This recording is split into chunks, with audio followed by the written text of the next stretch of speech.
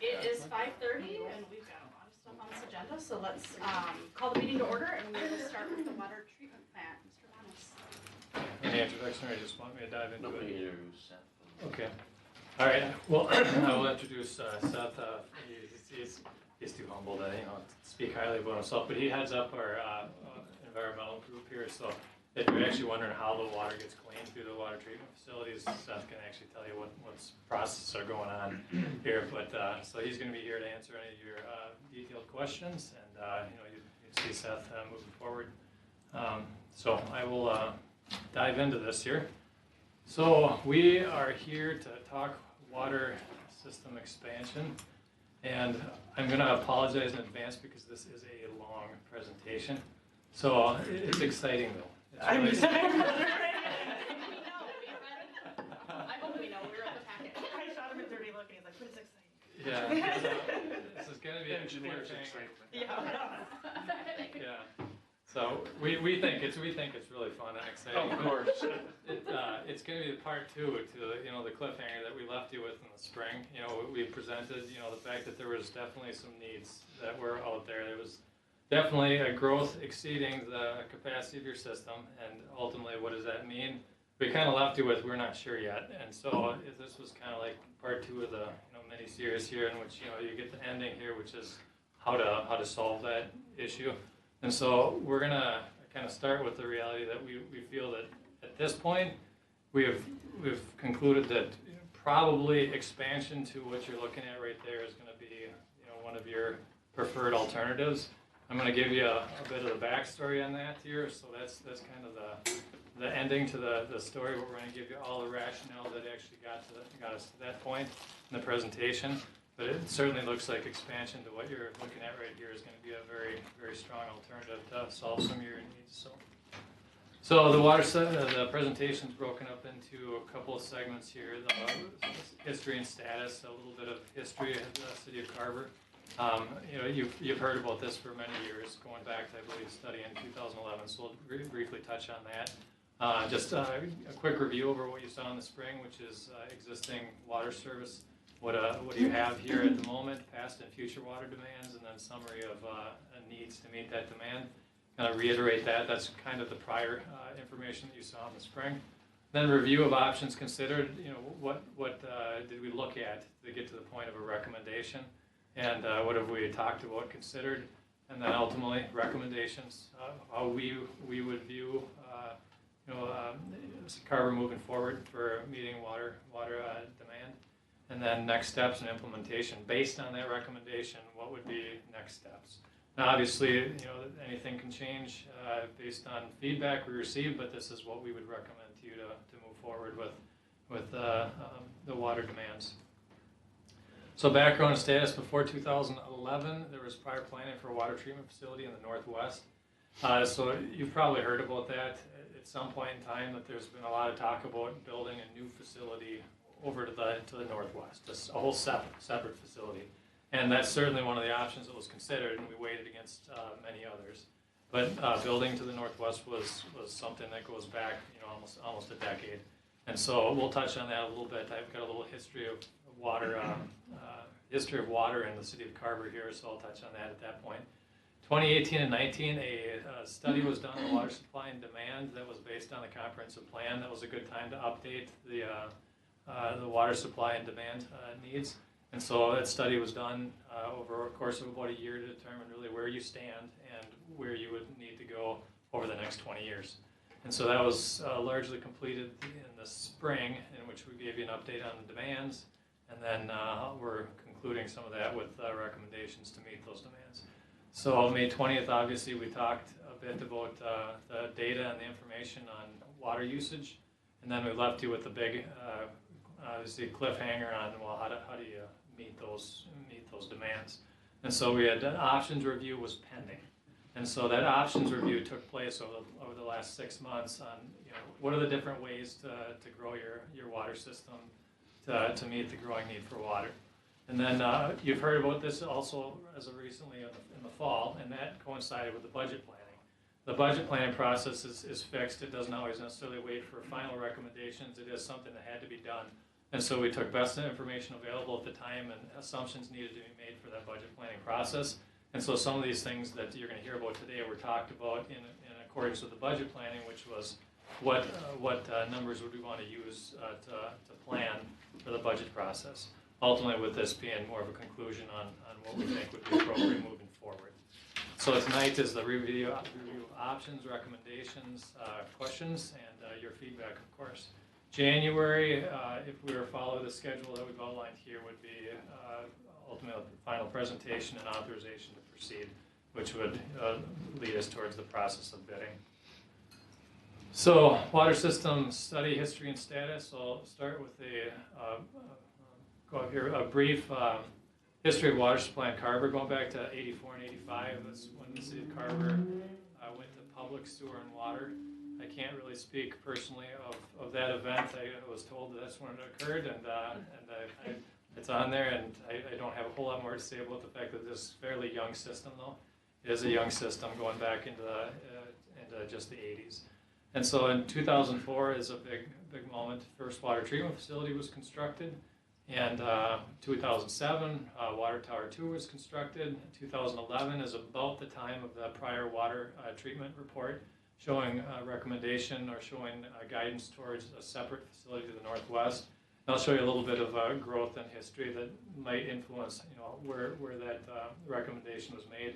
Obviously, as times change, certain circumstances can change that may influence what an ultimate recommendation would be, and that certainly is the case here.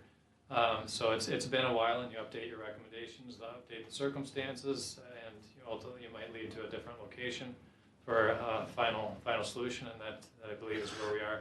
2017, Carver Elementary School, that was a big moment as far as growth. Across the bottom, you can see average Carver building starts. That's just influencing your understanding of ups and downs in the market. We have to take averages when we look at water supply and demand. You can see numbers up close to 100 in 2004 and 2005, which is a pretty healthy clip for building starts. By the Great Recession, that was down to 30 and 50. 18 was 46, and 19 was 115 right after the elementary school. So you can see steady growth, but it does fluctuate a great deal. Some big events, the Great Recession, of course, was buildings stalled out almost everywhere. And then Highway 212 was a very influential moment as far as being able to hop on a freeway system to many locations here. So all those things influence growth rates.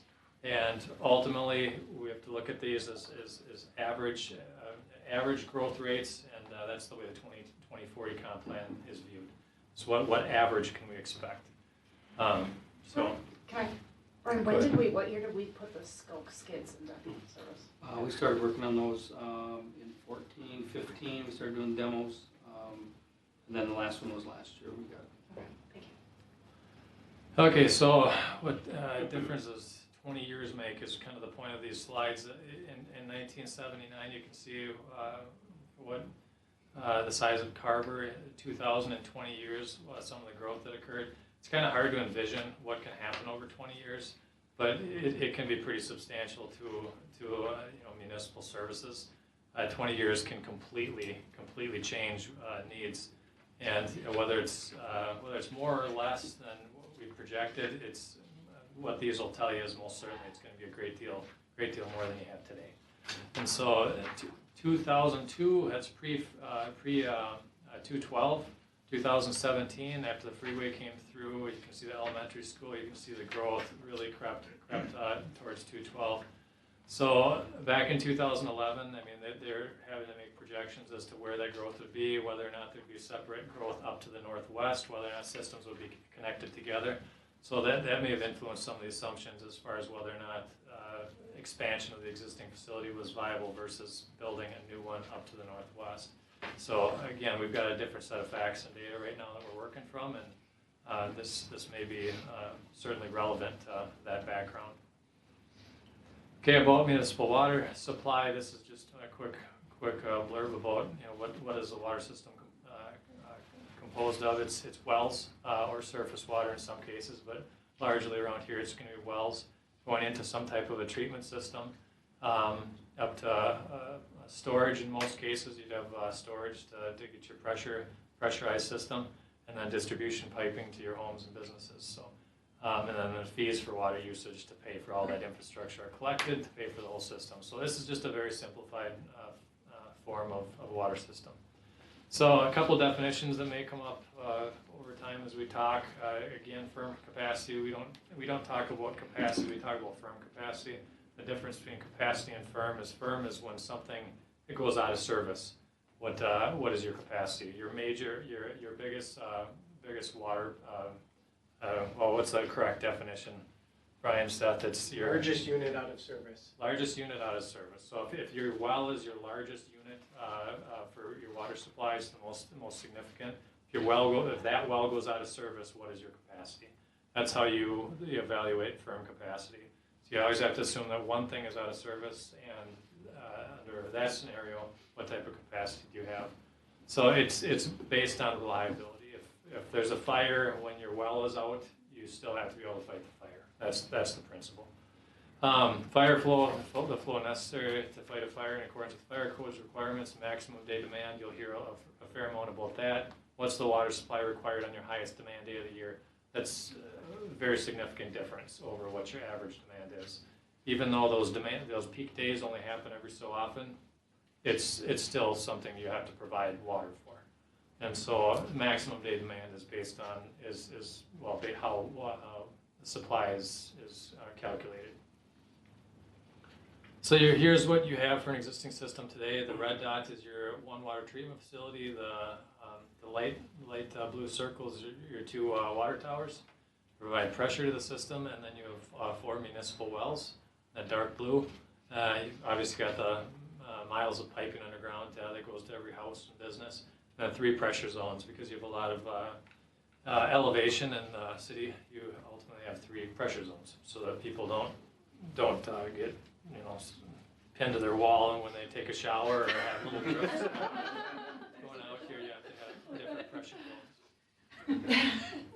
Okay, some are past water demands. This is prior data about what the city has used. So Brian keeps good track of all this, so that it's known what you're using. And on the left side, you're going to see population. So how does that correlate to population? You're going to see the peak days don't always tie to population, which is kind of important to understand. It's not always a direct correlation, because different things influence your peak day. So what you can see there in red, that's the most important takeaway from this, is your maximum day demand was exceeded or close to exceeded a couple times in 16 and 17. That's when Brian took the proactive approach to saying, all right, well, we have to keep in front of this with these skids, and he brought those skids into the system to try and make sure that you were staying ahead of your peak demands. And so that was a good way to actually stay in front of the needs, until the point where we're talking right now. We're talking building walls and things of that nature. And that's why we reevaluated all the options, including the different pressure filters like Brian is using. So demands expected for growth. You can see where's all this growth going to go. This is your 2040 comp plan. The dotted line on the left outlines your potential limits. On the right side, the figure shows all the growth that could be occurring. Where that growth occurs and at what rate is can be anybody's guess. But that's a lot of growth potential. And so with all that potential, you can see some pretty large population projections that could be associated with full build out in the 2040. So we'll show that to you shortly here. So maximum day demand. This is a graph of water usage throughout the year in 17 and 18. You can see this is just to give you an understanding of what happens through the year. And 17, you'd see some dry days. That usually correlates with some drier drought conditions or just heavy irrigation uses. You can see that doesn't always correlate to population, because you're going to have a bigger population in 2018 than 17. But the conditions were different that year, so they can go up and down, and that's the way all these assumptions have to be made. Is it can vary greatly by year, not just population. So if you project out your population here to 2040, you would be up to around 15,500. 2030, 2030 would get you about 10,300. And so again, don't look as much to the year, because 2030 is, that's somewhat arbitrary. How long it takes you to get there is a factor of all kinds of market conditions and all kinds of development scenarios. It's the 10,300 that's of significance. And you'll look at the maximum daily demand that would be projected at 10,300, and you'll see 2,600,000. That is well in excess of your current capacity, to the degree that it's not if you need to expand. It's when, and it's a notable margin. It's double. That's being completely out of water. So it's certainly verified the need for expansion. So what came out of the study was. Excuse me, Dan. Can you share the 19 numbers if you have one? I'm sorry. For the 2019 numbers. Water 4.1. Oh yeah, I think that's we have a peak on the. Did I not have that graph? It's on one of the upcoming graphs. It's here. Which I'm sorry. The maximum demand for 2019. Oh, that's on that next graph. I put Okay. a data point in Okay. on that graph. Okay. To answer that one. So anyway, so what we're looking at here is certainly a confirmation of need for expansion. So, and remember the water supply system comes down to wells, treatment, and storage. So you'll see kind of these three items here. So by 2040, and I'll say less 2040 and more when Carver's population is coming up to about triple. That's 15,500 treatment capacity would need to expand by 3 million gallons per day. You're currently running at just over 1 million gallons per day. Well supply would have to match that. You have to have the well supply to feed that treatment capacity. That's 6 lower production wells or 3 high production wells, and you'll note that's pretty substantial difference. That's why you'll hear a lot about placement of the facility long term versus where it could be done short term. So the low production wells are going to be about half that, so you need twice as many. And you can imagine that you drill 6 wells, it's going to be quite a bit more expensive than drilling 3 wells. So it's always going to be more of an opportunity to go towards high capacity wells, which is why you'll hear a fair amount about this Jordan well field that's over to the west. And so that is being factored in here. Yes, Glenn? The 6 wells, does that already include the 4 we currently have? Yes, that's Okay. 6 additional wells 6 additional? on top of what you already have. Yeah, that's the get 3 million gallons per day. So And yes. I have a question, Dan, and maybe you covered it. Are the 2 wells that we have considered high or low Low. production? Low production? Okay. Brian, would you? Yep, yeah, the low production ones. Yeah. So they're hovering in that 500, 400, maybe up to 600 peak type of range. High production wells that we've had, we've seen are going to be over 1,000. We have wells you're out there that are in towers. 1,100, 1,200 GPM. So you could get one high production well that puts the output of 3 low production wells. So it is of significance long term that consider where these high production well fields are, and that is going to be covered here as we talk through this. And so additional elevated storage, that's not a today thing. It's in the future, but it's not necessarily a immediate pending thing. It's just going to be something that's necessary before your full build-out condition of as you get up to 10, 15,000. So we'll cover that at a later date. But by 2040, the City of Carver water supply needs to be at somewhere around 4 million gallons per day. And when we say 2040, that's assumed per comp plan, always continues on growth rate. That could be 2050. If growth goes off the charts, it could be sooner. So it's hard to figure that. But here's where that data point shows up here. You can see on the left side of this graph is historical max day demand. These are max daily demands that Brian's provided based on what he actually observed. So that's how much water was used on the peak day, those little red dots, over the past 4 or 5 years. The blue dots are kind of your average day demand. That's just how much water you use throughout the year, averaged out. And so it's those red dots that are fairly significant. You'll notice they climb up and down, and they're kind of all over the place. but they trend upwards. So if you were to look at that red line over to the right, what you'd see is little dots up and down on that all the way up. Some days are going to be above that red line, some days are going to be below that red line, or some years. And so what is in the blue at the bottom is the existing water treatment facility capacity. What we've concluded is that, in order to make a substantial leap in capacity here, we'd be looking at about a 1.5 million gallon per day increase. If you go to the ultimate, you'd be looking all the way to the top of this chart, which would be a 3 million gallon per day increase. What we're showing you right now is kind of the current thinking, which is more of a phased approach to this, which is incremental increase of 1.5 million gallons per day increase. So that's 1.5 million for wells, 1.5 million for treatment capacity. And then ultimately, however long it takes to get up to that 10,300, or in and around that range, you would start to be looking at that next phase 2 to continue building the capacity upwards. And so 10,300 is pretty close to doubling of the community size. So that's a fair leap in capacity. Quick question, can you go back to the chart? Yep. So the blue line, the average daily demand, is pretty stable.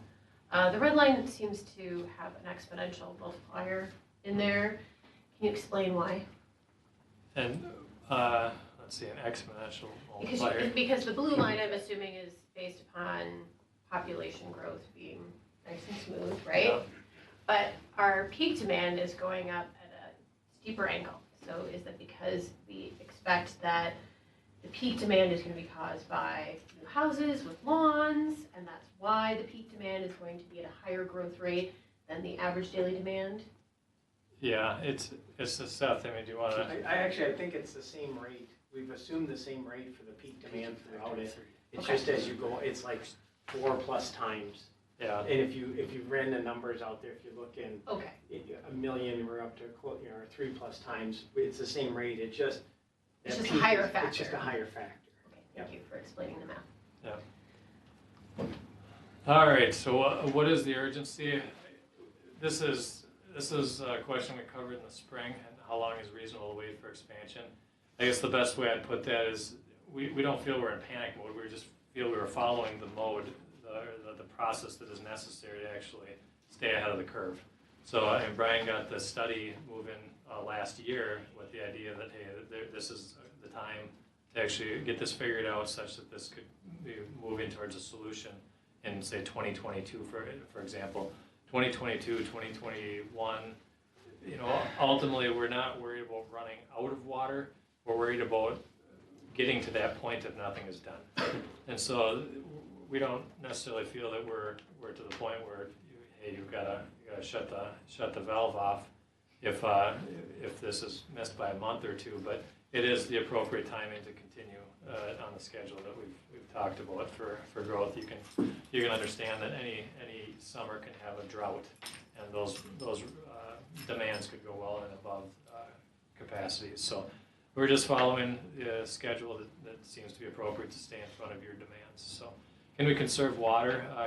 Water conservation is a big topic, and it's always going to be a topic of consideration for municipal water supply. Can we lower those peaks in the summertime? I think the way I answered this last time is yes, it's something that would be considered as you move forward, but it isn't something that is going to be a short-term solution to demand. So it's not like next year you can say, all right, we're going to get this fixed, so you're going to be using less water in the summertime. It's not like a switch on that end. You try and work towards conservation over long periods of time, and that could influence your build-out needs over the next decade, for example. Maybe in 15, 20 years, you might have lower needs for capacity than you would if you did try and conserve water. But it's not necessarily what we would consider to be a short-term fix to an immediate need for water. So what if the city's growth slows down? Is that being considered? That certainly is. Certainly in the financial payback models, it's a big consideration. What we have to do is make some average assumptions and factor in worst-case scenarios, which Brent has asked us for a lot of information on that, so you can work with the financial plan that would be coming from your financial advisor. So how the water treatment options reviewed for cost. How do we evaluate the best option? We look at long-term, we look at replacement value or replacement costs of the different facilities and options. We basically look at the cost to treat water over the next 20 years, simple as that, and what's the cheapest way to go that's affordable in its simplest manner. And then how do we phase water treatment? This is going to be all about phasing water treatment, so we'll cover that, and that's part of our solutions. What we're talking about ultimately will be a phased approach. So the options that were considered were, first one is delay. Can you not do anything right now and wait? That was one option that was considered. Build a new 3 million gallon per day water treatment. If you need that much for over the next 20 years, should you just build it outright? That's one thing that was considered. Should you just go all in and build a 3 million gallon increase? Build a new 1.5 million gallon per day water treatment facility and phase it, and then of course leave it expandable for another 1.5 million gallons as demand requires it. It's a common approach. It was also explored. Construct a temporary expansion. Can you build something that would be very low cost right now, and then save the upfront money, and then build something that would be more solid brick and mortar, 40-year life cycle type cost later. That was another thing that was considered. And then expand existing facility in 2022. Could we expand what you have? And so that was the last option that was considered. Build an expansion of 1.5 million gallons on the existing site, and then ultimately construct a new 1.5 million gallon facility in the 2030s or as growth demands. And at that point, you'd start talking about that option to build a water treatment facility to the northwest. And we'll talk a little bit more about that too, because that's still a very real long-term need.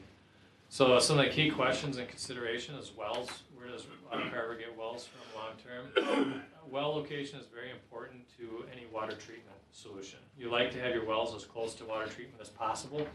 So obviously you can build a water treatment facility anywhere, but if your wells are miles and miles away, you're putting miles and miles of piping to get back to that water treatment facility. So you do try and get your water treatment facility near your wells. And in an ideal world, put your water treatment facility near wells that are high capacity. And so those are some things that have to get weighed out in the options.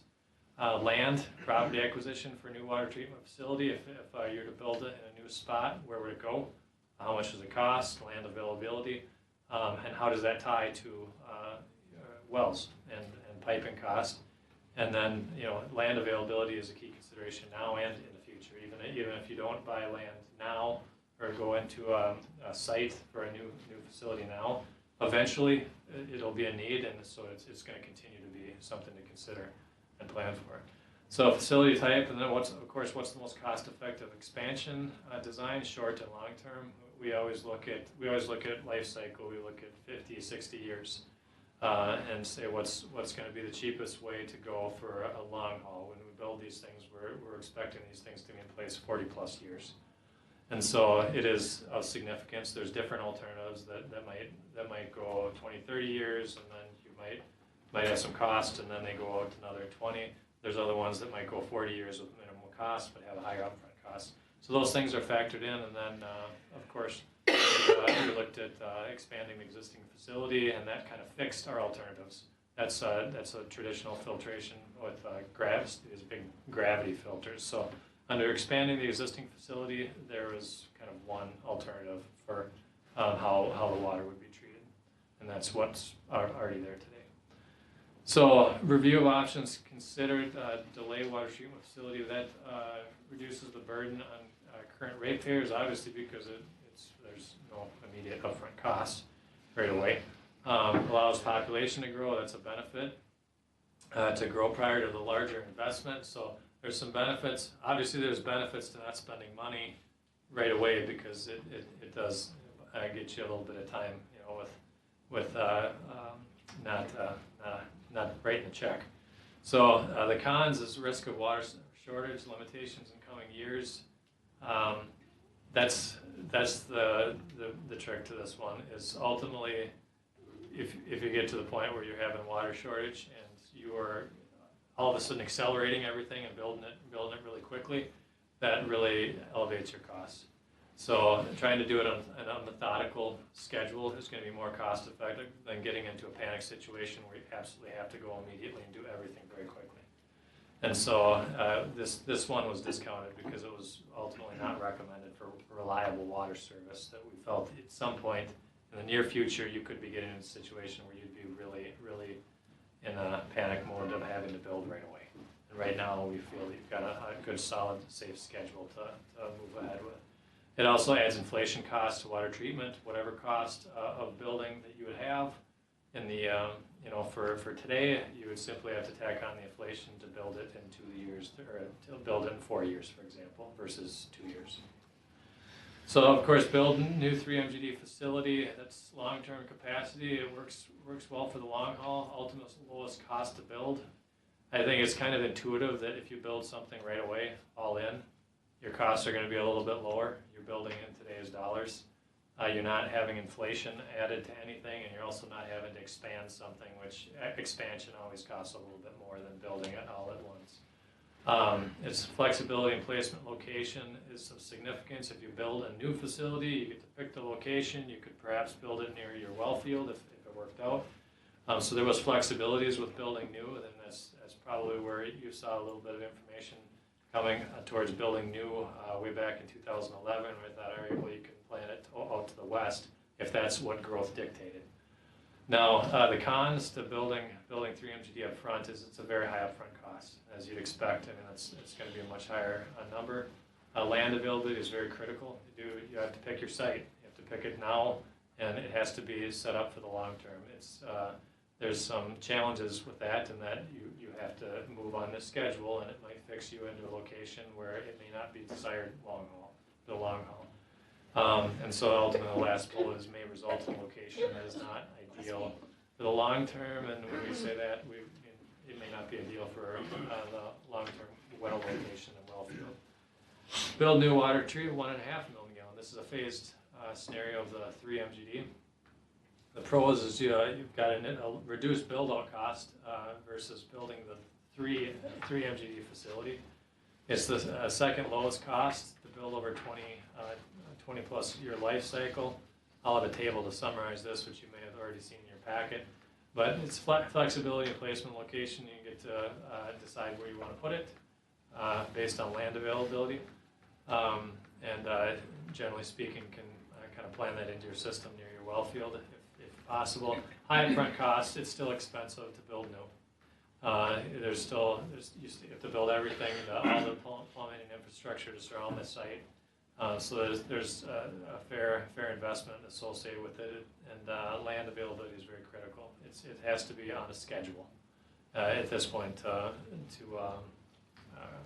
meet the recommended expansion needs as far as timing is concerned, and may result in a location that is not ideal long term. So, for example, if you're following a schedule, you have to find land for it. You might end up with property that may not be where you would put it if you, say, had 5 years to decide where it should go, and based on a growth pattern that pushes it closer to what we consider to be the ideal well field to the west. So I'll try and summarize that as best I can if there's any questions, but ultimately it does force your hand at picking a location. So construct temporary. The benefits of building temporary obviously is low initial cost. It's lowest initial cost if the building is constructed as temporary. There's a lot of savings if you're not building something that's brick and mortar that is going to be your 40, 50-year life cycle. If all components are not your 50-year life cycle, there's some cost savings associated with building temporary. It is advantageous for the short term, allows population to grow prior to a larger investment. The cons are there's a higher long-term cost, because ultimately if you are talking about replacement of what you built, you have to factor that into the long haul on it. If you build, say, 1 million gallons of capacity and have to replace 1 million gallons of capacity in a 20-25 year period, you have to add that on to the big picture 40-year window on capacity expansion up to 3 MGD. So I'll summarize that in the table. It does require land acquisition to secure wells. You're still into buying some land for well fields. which might push you in the direction of drilling wells in locations that are not ideal for the permanent future water treatment facility if they don't line up in the exact same location, for example. Then inflation costs can add to the permanent facility. So anytime you delay the permanent build out, you are adding inflation to the permanent construction costs that you're going to be seeing on your 20, 30-year facility. So expand existing facility in 2022. So pros, the lowest initial build out cost of permanent capacity for the alternatives. So that's important. If the expansion is considered permanent capacity, in which case we'd say if an expansion is done, it would be your 40-year type of life cycle. So that does factor into the summary table that we outline in a bit here. Builds permanent capacity on land owned by the city of Carver. It does help in that you own the property. That's certainly advantageous in many cases, especially when a schedule is involved or certain fixed timelines are involved. So you effectively would be able to use land that's already dedicated to water treatment. It allows land acquisition for water treatment facility to occur via opportunity versus on a schedule. One scenario is growth occurs, plats come in out to the west. If there's a target zone for a water treatment facility and wells, that can be somewhat planned into that expansion, that development as it goes west. That's more of an acquisition through opportunity versus acquisition through straight out. Necessity? Yeah, straight up buying it out. So yeah, acquiring it by opportunity is certainly advantageous. So and given a capacity increase to permanent, the next water treatment facility may be smaller to meet 20-year capacity. This takes Carver well past 20 years in planning. So the next facility, if you were to build one, it may be smaller, 1.5 MGD. That's a smaller facility that you could also make expandable, so that you could expand that new facility to take you out well past 4 MGD. So there's some advantages to that we're planning a need for 3.0. If you build your next one, 1.5, you might be able to expand that one even further to take you well past the 40 or the 2040 planning period. So the cons, the well supply are limited and more costly. That is factored into the pricing. The wells aren't nearby. That's one of the limitations of the existing site is they're not the higher capacity wells and they're not right nearby. And so that is a disadvantage to expansion on the existing site. Space on the existing site is limited for expansion options. I mean, it's not abundant space to fit it in there. It's suitable, but there's not a ton of extra space. It's enough to expand, is I guess the way we put it. And then changes to the facility occur in a residential area. Certainly, you could expect a few questions about what are you planning to do in this area. And so we'll show you a little bit about what this might look like if you haven't gone through this. So the review of options considered. This is kind of a summary narrative of the alternatives. So constructing new, I think as we outlined, it's the most expensive up front, lower cost long term. Go ahead, Glenn. Who did the numbers evaluations of that? What do you mean? Who did it? We did estimated cost for these different facilities. Okay. So that was your staff? Yes, it was our staff based on pricing per square foot of similar size facilities and similar types of facilities. Thanks. So construct new 1.5 MGD facility. What you're seeing is that 14 million and 8 million. That would be the 1.5 MGD build out in 2022, plus a phase 2 expansion of that facility, which it's more than building it on day one because there's expansion costs associated with it, and there's some obviously there's some inflation associated with building it in the future. So that would intuitively end up being a little bit more expensive long term, but it lowers your day one investment to expand. Construct temporary. You can see there's notable cost reduction in a temporary facility. Where this gets a little bit hard to think through is you would ultimately end up building another facility in the future. That would be another 1.5 MGD facility, and then in the long haul you would probably be replacing what you built in the temporary. So in order to compare these options, apples to apples, we factored in kind of the full salvage value replacement of the temporary expansion. And so in the long haul, it ends up being more expensive. But in the short term, it was obviously a very attractive alternative. And so expand existing water treatment, that one is kind of a middle ground where it's a permanent investment and capacity increase. It is a little bit more expensive, and largely because of the proximity to the wells.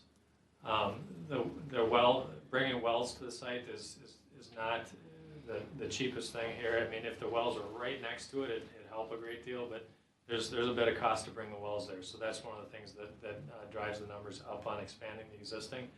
And then phase two, we'd consider if we can't expand further on the existing site any more than what we've programmed, then you would be getting into building your new facility over to the northwest. And that'd be the constructing that 1.5 MGD new facility on land that would be ideally planned and secured over the coming years. So those are how the costs play out here. So I will get to the recommendation side of this here. So review of the options considered. So we take into account all those costs. You've got initial project cost summary that I'm going to rank these by different categories here. So I'm just going to give you a little definition as we were thinking about it and what they actually meant. So the next table is going to have 5 categories, kind of comparing the alternatives. Initial project cost that's just the flat out day one project cost to add water treatment and well supply by 2022. So that's just your day one cost.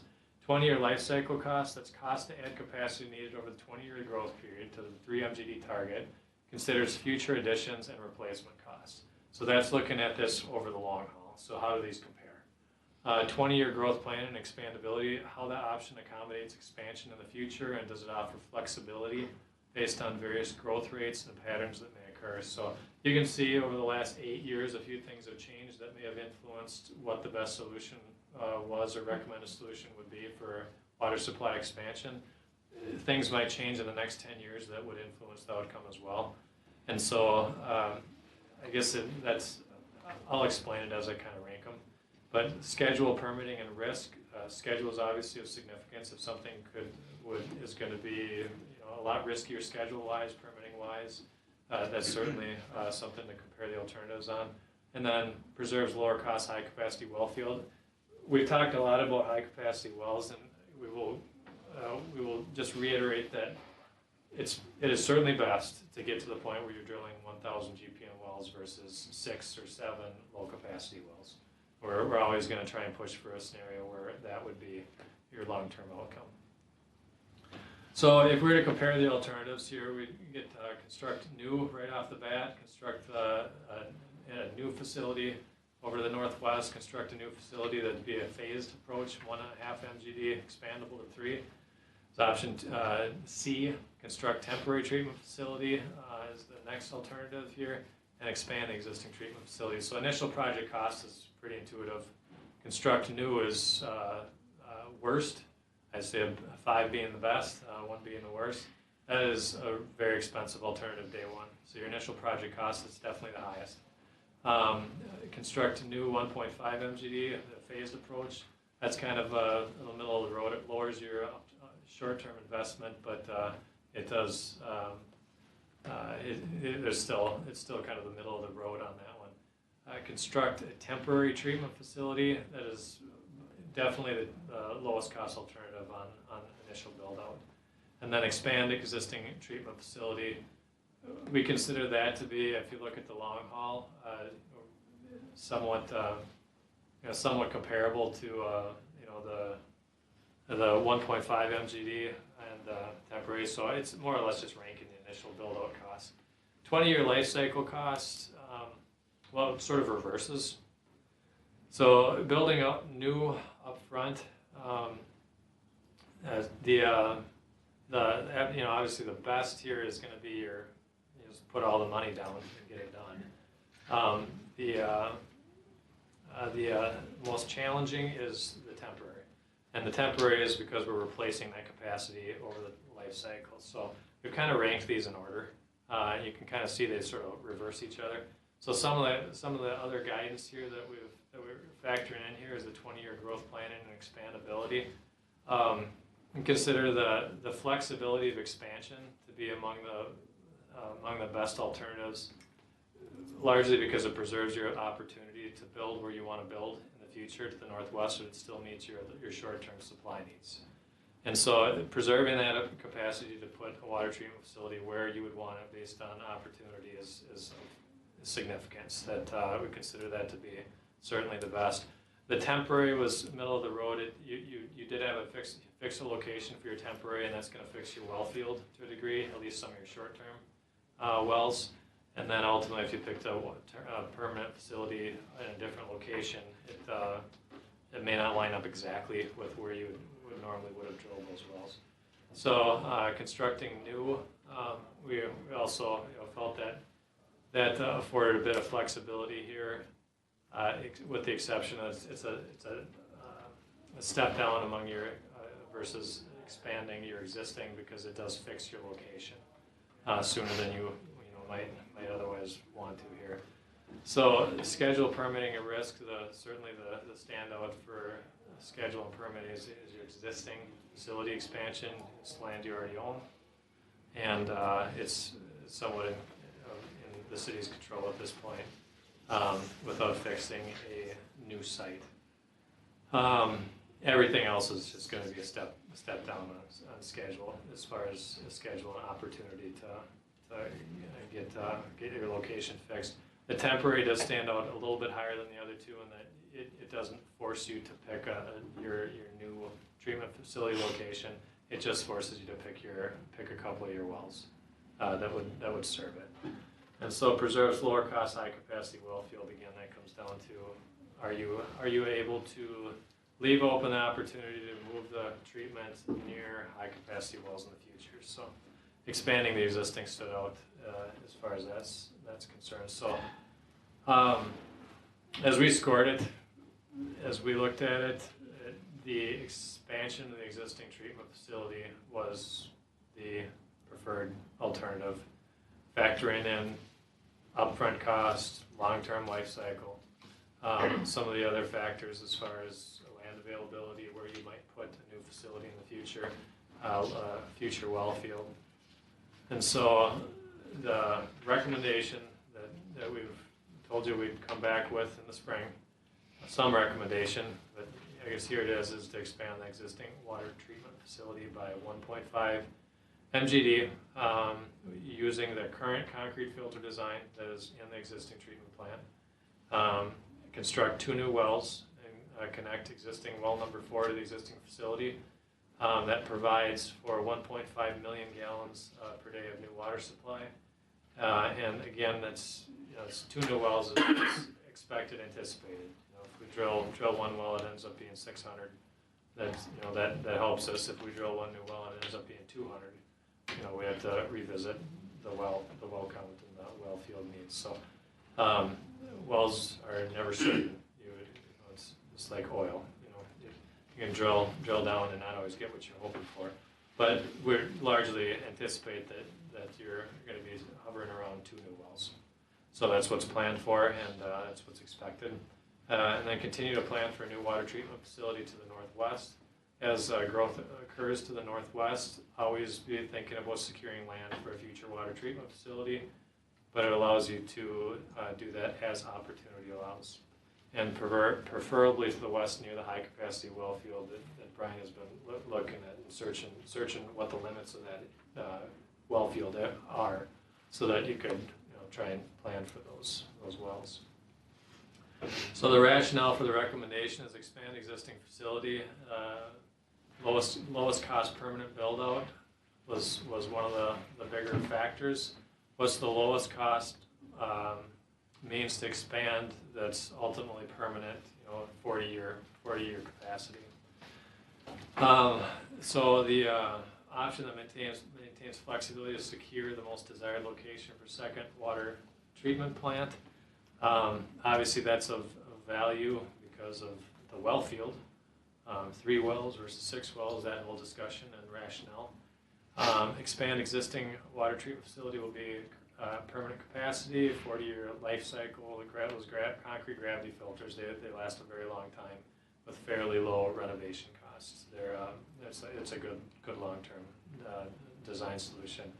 And then construction can occur on land owned by the city without acquisition efforts and any type of a firm schedule. So it does offer quite a bit of flexibilities as far as that's concerned. So it reduces some of the schedule risks to actually get this accomplished. So this is what serving the water treatment expansion would look like. See that blue line? That would be raw water main. That would be a main that would have to be installed with the water treatment facility. As it expands here, you'd have to go ahead. Will those be big wells or the smaller wells? These are lower capacity, yes. So you'd Is have there to, an opportunity to expand them into large capacity wells? Not in those locations. The capacity of the well is governed by the geology below, and so you have to drill into the right type of formation, aquifer. But that's not in this location. Okay. Brian had a study done to take a look at the geologies in the area, and so we'd expect these to be this in the lower capacity. So the blue line, of course, is raw water, and that's factored into the project budget. That would have to bring wells back to the water treatment facility, connect well number 4. Well number 5 is shown as a new well. Number 6 is shown as a potential new well. Of course, all these things have to be finalized and confirmed for location. There's a couple of different well search areas about where other wells could go. If any one of these didn't work out, there's other alternatives that are being vetted for locations. All this needs to get to the point of idea and concepts and further to the point of here's exactly where they're going to go. So that's what you're seeing right now. So go ahead. So if we're looking at well 5, which seems way out there, does it have to, so we have an alternative well site here. Does it have to hook into the water tower number 2 in order to make that whole system? There's nothing Yeah. over there. What was that? There's nothing over there. There's not over here? Yeah, Okay. yes. Like, yeah. So what we are doing is picking up well 4 and bringing well 4 back to the existing water treatment plant. So in doing that, the Wait. water main has to. Well, 4 is at the very top, the dark blue one. Yep. Oh, there we go, okay. I was looking at water tower 2. Okay, well Yeah, 4. well Water tower 4 is 2. right next. Okay. Yeah, that's right. Yep. Sorry, it's not very legible here. That's This is okay. kind of- So you have to pick up the water there So in there's an order to exist- bring it down. There's an existing 8-inch line that runs from that site down to 212 that already. black line. That black line is Okay. already in. Okay. So the light blue line is the line we'd be putting in. So we have to do a crossing under 212. And then we'd be able to pick up well 4 and then our future well 5 would be right there. Okay. So because of that, bringing that line down from well 4, having well 5 there doesn't cost any extra, because you have to run that, we're bringing. Oh, it water costs from- extra. We gotta drill it still. What's that? It costs extra because we still have to drill it. But as far as, It doesn't cost extra for No additional plumbing. water main, right? Yep. So well 4, water tower 2 right now, how does that link into the system? Because it stops right up there. So does that just feed Fleet Farm in that area up there? Go ahead. No, that's part of the whole system. That's where our skids are right now. So the only Okay. treatment up there is the skids. So we're taking that skid treatment system out and bringing it all back into the new expanded facility. And how does it get into the system now? So There's the there's 8-inch pipe. finished water lines that go up alongside there too. So as we treat it, it goes into the water tower and that goes right into our system. It is connected all Okay. together Okay. with what we call finished water. So these are raw water. So raw Oh, gotcha. water means non-treated. Okay. Now it makes Dan, you sense. said the cost of all this piping is included in that 11 million. Yes, that was part of the comparison because each different alternative had different supply costs Right. for depending on wells and how far the piping would have went. So that was compared. So water treatment expansion, what does it actually look like on your existing site? we did a couple of rough renderings, and keep this in mind, this is just to show some perspective.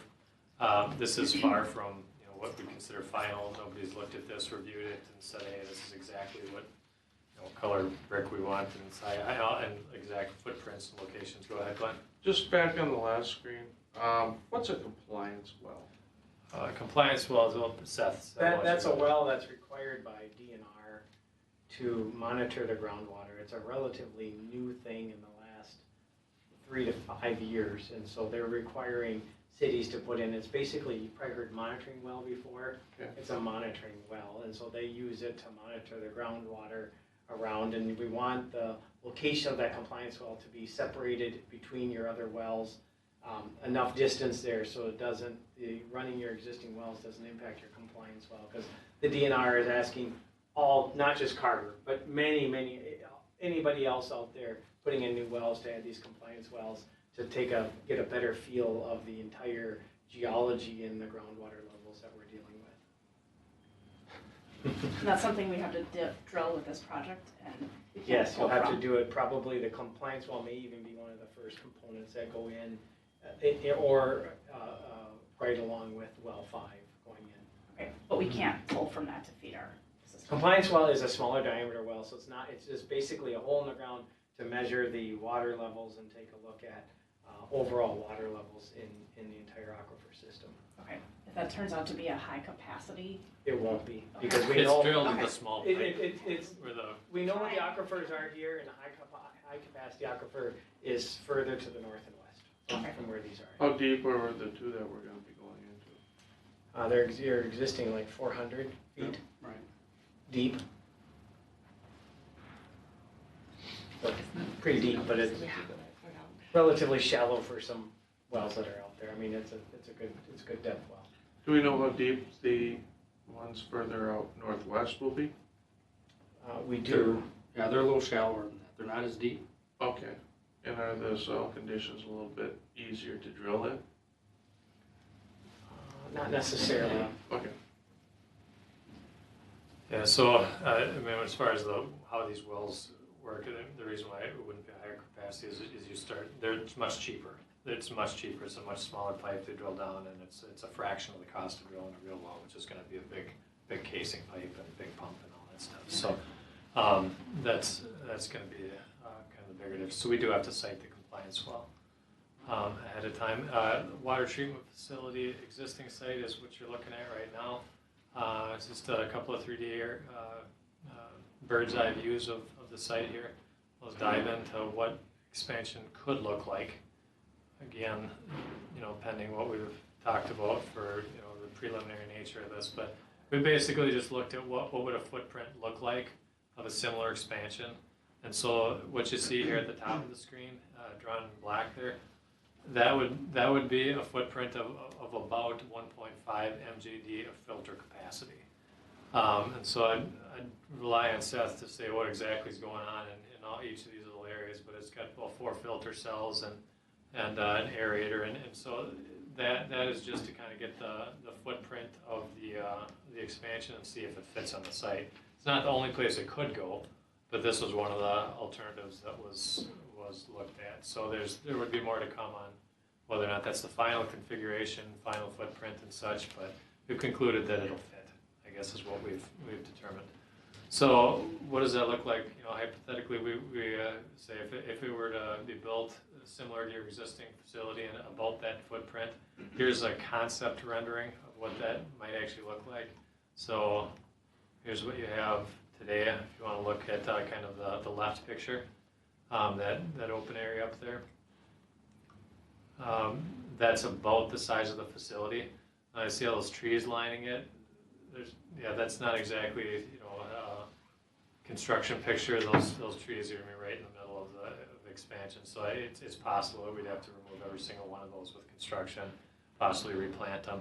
So we're just trying to show you what the finished footprint might actually look like. those trees are on our property. Yeah. So this gives you the perspective of how big is your site, how big is your lot. You've got the water tower in there, so that outline here is the actual lot, or the property for the water treatment facility site. And it shows you before and post, again, should it expand to the north. What if it expands to the east? Uh, Is that just access to the plant if I'm figuring out the layout in it? To the east there's a backwash holding tank there, so you can see the concrete pad there that is That to the east. overflow structure? Yep, No. Yeah, look Right at this there. picture That big up tank. on the screen. See that gray area? I got it. so that's an existing tank that holds the backwash waste. When you backwash your filters, clean your filters, it goes into that tank. That tank, you could build there, but you need to remove that tank, move that tank to the north, and you could do some expansion to that side, so. Even southeast of that, instead of having it on the north side come off of here. But if I'm not mistaken, the tanks are up here? There's a clear wall underneath that area. Okay. So it would be the easiest. Yes, at this point, that's what the easiest is to the north. Got it. Without us spending a pile of time on it, we can say it can fit on the site in that area. Now, the configuration was done, we get into plans. Yep. Maybe something a little bit different, but we can tell you for certainty we can make it work on the site right Yep. there. But it may not be the best there once we get into the details. Okay, so hopefully this gives you a visual. If any questions come up about, well, what is this? You know, how big would this be, and what would it look like? So, next steps and implementation here. You've already seen the budget for drilling new wells. So ultimately, that $1 million capital that was approved previously, that was for drilling those 2 new wells to feed the water supply needs for an existing site. So that was really covering the drilling operation of two well sites. The additional budget that would be necessary to do the rest of the expansion would be a water treatment facility itself, upgrades, and then raw water lines from the wells to the site. And you saw those blue lines on the screen.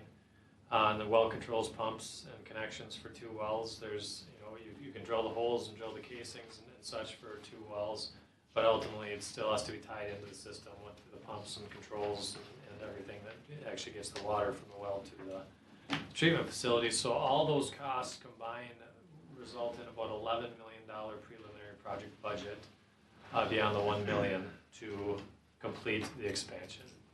So again, I'm going to highlight this. This is Beyond project. 1 million, so we're What's talking 12 million? What's that? It's total combined would be 11 plus the 1 that's already approved. So it'd be 12. 12, 11 new would be new approvals. Yes. Okay. And if we needed a 3rd well, that would add about another $1 million. About 600,000. If you it's need a shallow well. If it's a low capacity well. Does Yep, that include the well controls, pumps? 600 would be about the total for the entire well. Okay. Yep. So this is a budget. Again, this is based on preliminary work to date. And so we have, the prior water treatment facility, because it's not laid out, designed, figured out exactly how it would be configured, all the piping and concrete 100% polished for estimates. What we do is we rely on, prior costs from similar size expansions, cost per square foot. We factor in inflation from the time those jobs were built, and we figure in the current bidding climate. So as I explained this, the way you look at project pricing is you look preliminary budgets. That gets your estimate. It kind of gets you in the estimated range based on the idea. Then you get into design. Then you get into an engineer's estimate. The way this would play out is that you'd have more refined and more details on the budget cost probably in July of this year. Those would be numbers based on engineering estimates and would be very close to the precise bidding expectations based on a final approved design. And then, ultimately, you know exactly where you're going to be on bid day, and you just do some projections on where you'd be after you get your final contractor costs, including construction contingencies. So those are the 2 timelines. Right now, we move forward with an $11 million budget recommendation, and that is down from what was previously discussed in the budget cycle, because we opted for the more, conservative, higher cost, potential because we weren't 100% firm on the final direction. So that was a bit higher when the original budget cycle process occurred. At this point, we'd be suggesting an amendment down to $11 million for the budget for the financial review on the payback needs.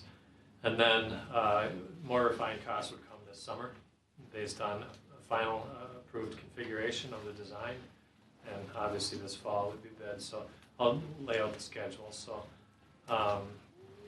the raw water lines and wells schedule would suggest a timeline of January through April of 2020 to acquire land. And when we say land, we're not talking much. There's a couple of areas that if we say if you go outside of any existing public right-of-way, if you go outside by 20 feet or 100 feet, that's still some land. So this isn't anywhere close to the needs of a new water treatment facility.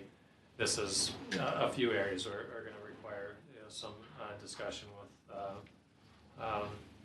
possibly that one was an HOA that we were looking at, and any easements necessary to build it. So we say acquiring land, design would be January through May, permitting for the wells would be February through July, and then bidding July of the summer of this year to try and get the raw water sites established for the wells.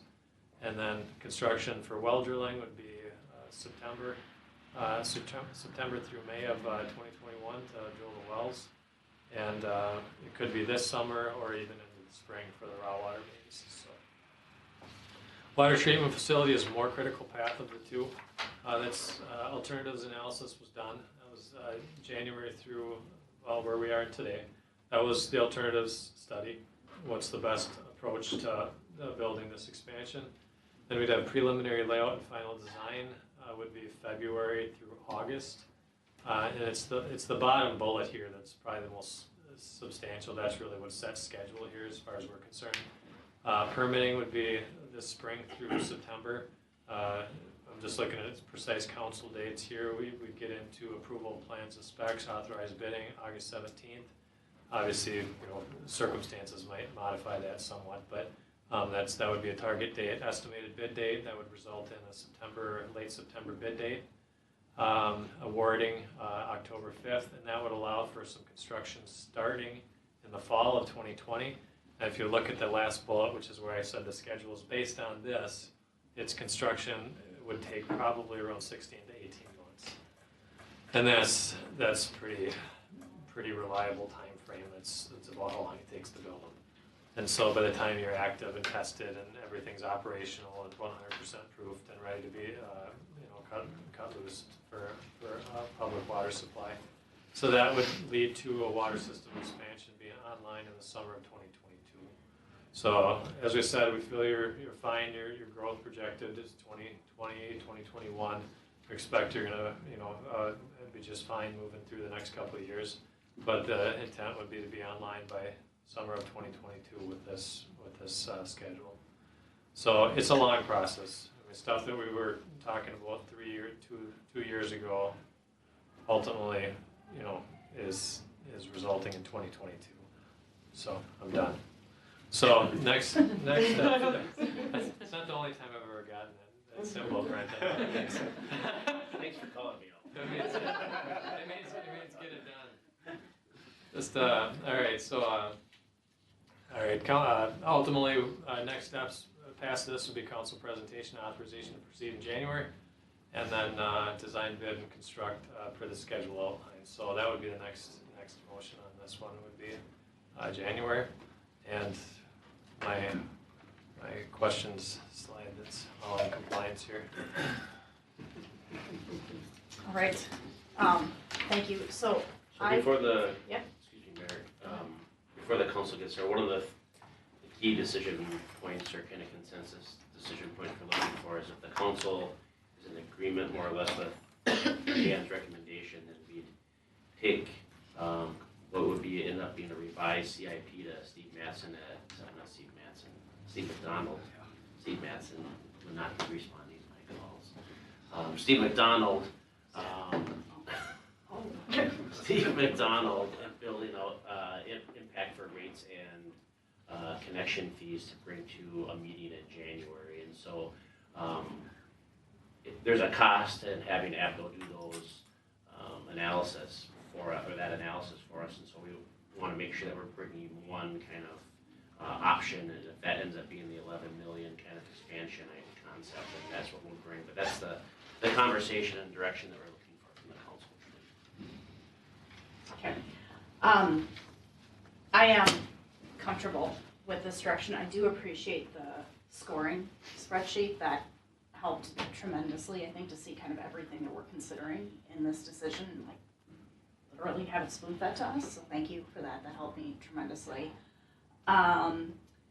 My concern, and kind of going to what you were saying about going to ABDO, I want to make sure that the $11 million is bang on and we're not amending it. You know, we just finished a city hall project that started out at 3.5 million and then went to 4.5 and ended up at 4.95.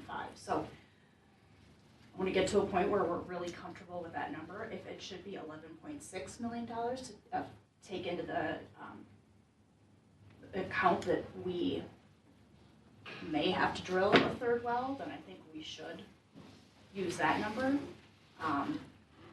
I just don't want this to keep ballooning as these projects tend to do.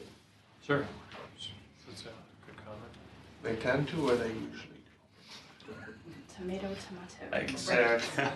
All right, I got a question about building a 1.5 million new facility. Do those wells, are those the shallow wells with bigger pumps? Will we need less wells to do that in a facility up northwest of here? We didn't get it all the way far enough to the west that we would have been drilling into that well field. So, no, the sites that were available, that we felt were available in the short term or in the near term that were most practical to move into were a ways away from the higher capacity well field. Okay. So those wells would have been factored as lower capacity wells. Okay. I think And a lot more plumbing. Yes.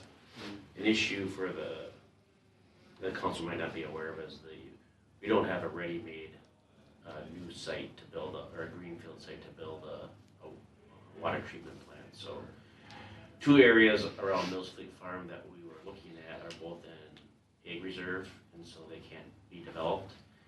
For 5 more years or 4? 8, I think. It's like 6 and 8. Yeah, ag reserves runs for a period, well, it runs ad infinitum, but what most people do is they put it in and immediately file the covenant to terminate, which terminates 8 years later, so we'd have to 8 check the years. dates. One was 6 or 6.5, and I think the other one was close to 8. Okay. And then there's other sites, but these are properties that are seeking to develop, not just 1 acre, but they want to sell an entire 60 acres. And so, as Larry can probably attest to, there'd be a long timeline for land acquisition and what that looks like. And so that was part of the analysis that Bolton and Mink did as well. Okay. So I have a question on the opposite side. So let's say we chose to do nothing. So as developers would come in, would this be something where we would say, we have a moratorium on development right now because we don't have the water capacity to have you build here? Or what happens in that scenario if nothing happened for building water towers and drilling wells and new developments came in or wanted to come in? I mean, would we have to deny them? Yeah, it would be, or you can correct me if I'm wrong, but it'd be kind of in 2 parts. So one part would be similar to the city's probably experience when you were looking at joining the Metropolitan Council's sanitary sewer system. I believe every developer's agreement has some type of provision that says the city can't guarantee sanitary sewer service.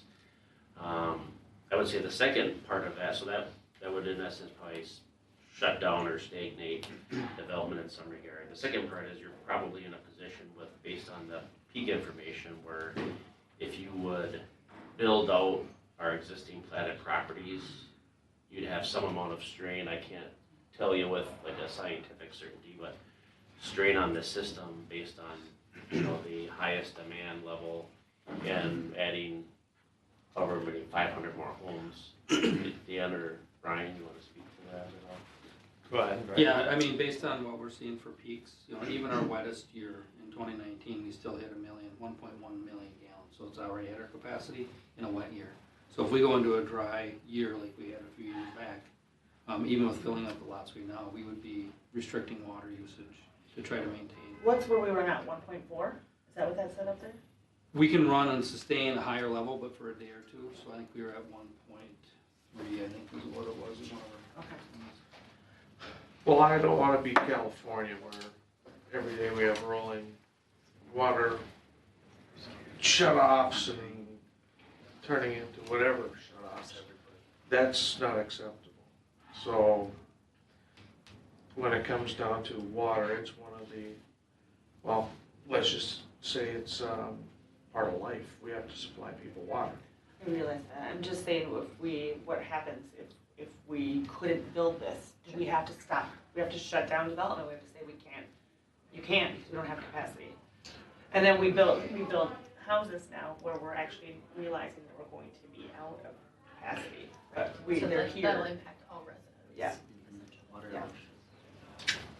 And I think that's why we're having the conversation now. We're good for the next 2 years, essentially. That said, the urgency that I've heard you guys speak on this topic scares me, quite frankly. So this isn't something that we can postpone or table, you know, that's why we're having this conversation on December 16th of 2019. I'm not in any way applying to table it. I'm just saying if we're building houses outside of our capacity, you know, if you were saying 500 houses that are finished and we didn't plan for the fact that we could have been out of water at 400 more houses, that's something that we should be, I mean, not tying ourselves to things if we, you know, 11 million is a lot of money. Yeah. And it's needed, but I think we have to realize how things go hand in hand with each other as we're growing. I get what you're saying, I truly do, but that's exactly why we're having this conversation right now, is so that we can continue to set ourselves up for future growth and to accommodate the current needs of our residents. And be thinking in the year 2035 to 2050 versus 2022. Yeah, I'm happy with this plan, so don't come at me like I'm No, trying no, to shoot no, this down. I'm just, simply saying what I said, so that it was just something that kind of dawned on me as to how. let's call the elephant in the room. Together, so. It's the largest dollar amount we're gonna see as council. Oh, I really hope so. other than I the really hope levy so. maybe, but it's a big number. Yes, I'm concerned about it, but it's water. And it's one of the essentials of life. So when we plumb people in the community, we need to uphold our end of the bargain, is basically the way I look at it. So, I agree. I do want to express how much I appreciate the breadth of options that were presented here, that were vetted. I also really liked the considerations and the scoring methodology. It not just took into account sort of the project cost for just the water treatment, but also keeping in mind the ancillary, all the wells, right? So there's other costs that surround this, besides the 11 million that we're talking here, and thinking about how do we maximize our investment. So I appreciate that breadth, and I fully support the recommendation. Thanks. I'm of a similar nature. When I started to look through the presentation, that was one of them that I considered one of the top choices as I learned through things, but it was helpful to kind of see how it's weighted as far as like short-term, long-term, and that's just the hard thing. It's a balance of what we, short-term and long-term, but ultimately we have to be able to provide clean water. So I would support what was presented. Did you get the direction you So I'm needed? hearing We move support the forward with this recommendation. building with the $11 Yeah, million I option. got another question. Go ahead. So we can always add another 1.5 million MGB, whatever, to this expansion at another location. Yeah, if you build a new facility, you'd build it expandable, is I guess is where Right. we would put it. Yes, you would build a new, smaller facility than you would have normally built on day one if you're going all in. You could build a 1.5 and then you'd probably make that expandable so that you could Okay. take it past. And then we could take this one off, if we go with it, we would take this one offline. No, this keep is staying, this is permanent. permanent. This is permanent capacity. This is always going to be there, Sign, as sign long me as up. you keep it running. But Mount Hope can't be expanded beyond the additional 1.5. Correct. Okay, so we are giving Brent the direction of going ahead with expanding the existing by 1.5. Yep. That's what you needed? Okay. All right, If I could have the council take the other two items and put it on the regular session, there's a couple of just items I'd like to get some feedback on the Sure. council from under city manager updates. Sure. The Carver on the Minnesota group is, and I wasn't aware of this, I'm sure some of you were, but there's speakers in the church by the river bell tower, or some people call it belfry, which I haven't looked at. Did you go to like a college that?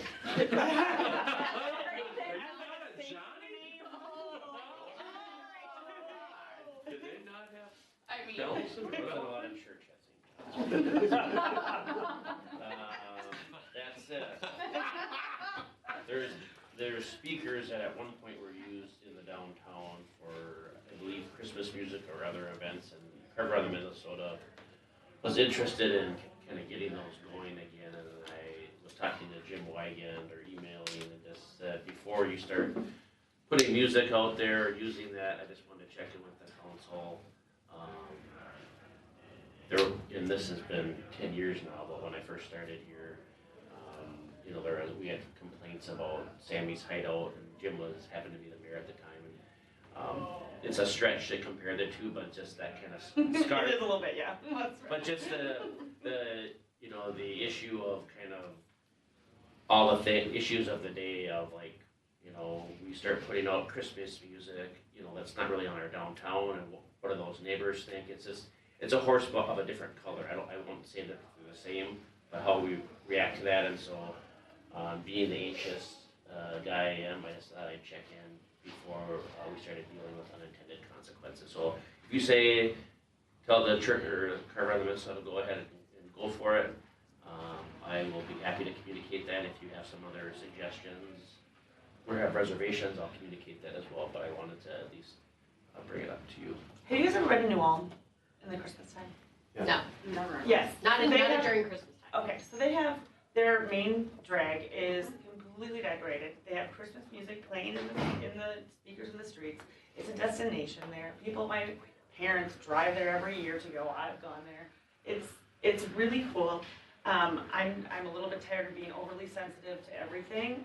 I'm saying just do it. I mean, there's so many bigger things to worry about in this world than a little bit of Christmas music for the 2 weeks before Christmas in December. And as long as Jim keeps the decibels at a reasonable level. I Is mean, there, consider is the source. there a program, like, There it'll does- be a certain amount of hours, it'll be related to an event, is there any structure to the noise?